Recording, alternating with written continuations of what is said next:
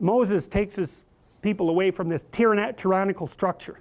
But they don't go from tyranny to paradise, to the promised land, in one move. That isn't how it works. They go from a tyranny to absolute chaos, where everyone is fighting and killing each other and having a terrible time of it and half starving and having to pass through the Red Sea. Like they go from tyranny to catastrophe before they go to higher order. And Moses doesn't even make it to the place of higher order.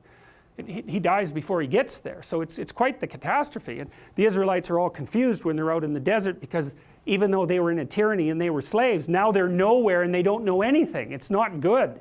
And so a lot of them actually start thinking about how good the damn tyranny was compared to wandering around in the desert, which is exactly what happened in the Soviet Union, right? In Russia now there's huge nostalgia for the Stalinist era. So these stories, they're always true. They're always happening. So anyways, what happens to Moses is that the story is quite interesting. So the Israelites start to fight amongst themselves, which of course they do, because there's no higher order authority. And so then Moses sits and judges them, like literally like a judge. He sits for hours every day, and the squabbling Israelites come up and say, you know, he did this to me, and no, you did this to me, and so then Moses has to figure out who's right and who's wrong. And he's doing this for like hours and hours, for days and days, for weeks and weeks, for months. It's like the origin of English common law. It's exactly what happened with common law, because in common law what happens is that you have all the rights there are.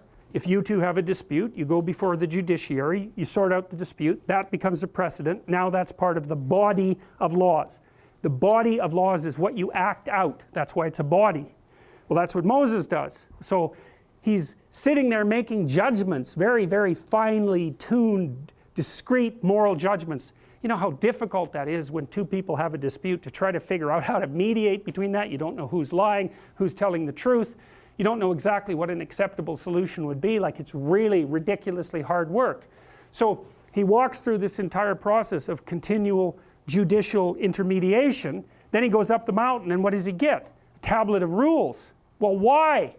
Well, he spent his 10,000 hours investigating the structure of morality in a practical way, and it goes bang, this is what we've been doing, these are the rules. It's not like there's no rules to begin with and those are imposed, because that wouldn't work.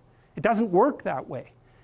You have to take how people are, extract out what the pattern of what they are is, reflect that back to them. Well, that's the story of Moses, and it's a myth, it's a meta story, it's a story about how rules come to be.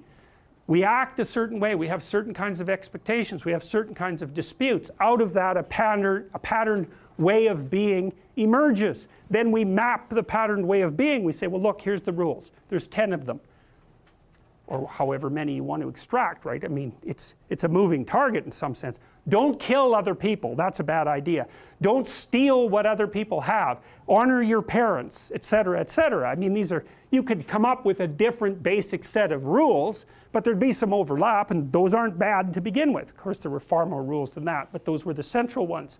And so then you might say, hey, if you took all 10 of those rules and you tried to extract out one rule from them that would be at the top of the hierarchy, what would that be? And in Western culture, the idea there is that do unto others as you would have them do unto you is the rule that, it's the meta rule that guides all other rules, sort of like the One Ring in the Lord of the Rings. And so it's this consistent pattern of abstraction of ethical guidelines. So